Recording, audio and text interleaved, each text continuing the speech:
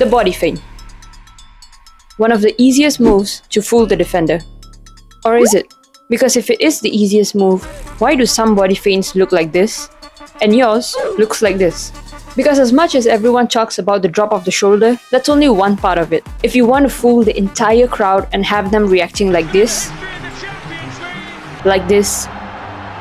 or even like this, there's a setup before the drop of the shoulder that you need to master. There's a cue that you need to look for when deciding when to change direction. And then there's a particular body feint that gets the defender sitting on their ass. And today, we're going to discuss all three.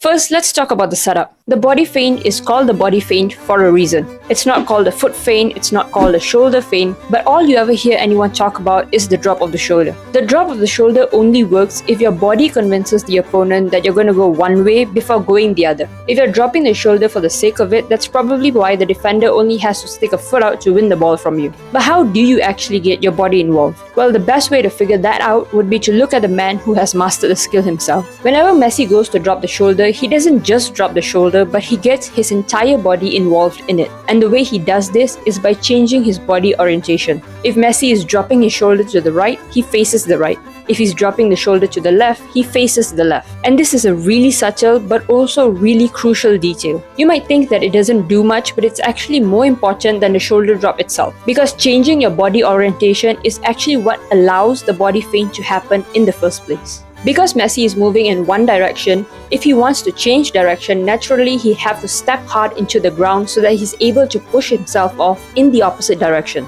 And this is what creates the body feint. Because if you think about it, the shoulder drop isn't really what creates the feint, it's just a byproduct of it. The body feint is just a skill where you decide to go one way, but then the defender is blocking your path like Balrog blocking Gandalf. And so instead of getting tackled and falling into the abyss, you instead stab the ground, drop the shoulder and go the other way. But the thing about changing your body orientation is that it allows you to go both ways. The moment Messi opens up his body orientation, he can push the ball with the inside of his foot and go to the right, or he can just push the ball with the outside of his foot and go to the left. He just opened up more options for himself and therefore created more trouble for the defender. But changing your body orientation is only one part of it, because if you don't change direction at the right time, the defender is going to be able to reset and just poke the ball away from you. And this is where the cue comes in. Every video seems to talk about how you should look at the direction that the defender is facing and then just go the other way. If the defender is facing the right, you go to the left and vice versa. And although this does help, it only tells you which direction to go into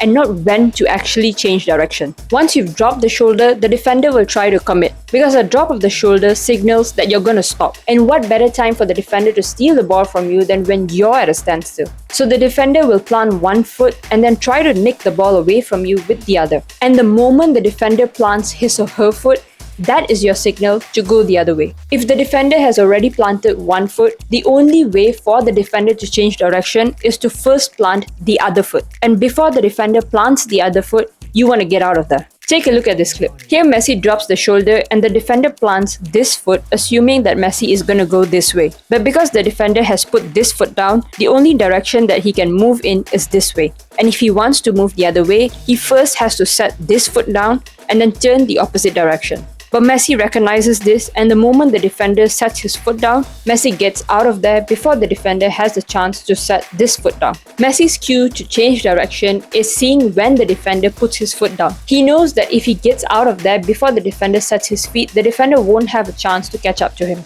Now, I did promise to show you a body feint that will get the defender sitting on his ass. And what better way to explain that than by using the infamous Boateng clip. Now, I must say though, this is a feint that you will mainly see on the wing. In this clip, Messi first pushes the ball in the direction that he actually wants to go in. He does this so that Boateng would also move in that direction, sending Boateng's momentum entirely one way. Then Messi takes a light touch behind Boateng, forcing him to slow down. But not just takes a light touch, Messi also changes his body orientation, further selling the fact that he could cut inside. And considering that Messi is left-footed and can cut in to shoot, Boateng has to slow down and consider the possibility of Messi cutting inside. And the moment Boateng shifts his momentum to consider the change of direction, which is the moment he plants his foot, Messi then recognizes this cue and cuts the ball back into the original path, and Boateng ends up flat on the ground. I call this one the touch feint. You carry the ball in one direction and then you cut the ball lightly with the outside of your foot in another direction, and then when the defender shifts his or her momentum, that's when you cut the ball back into your original direction.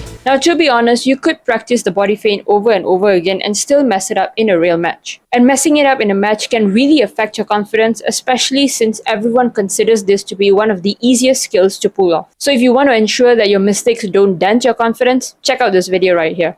Thank you for watching. I hope you've gained something valuable from this video.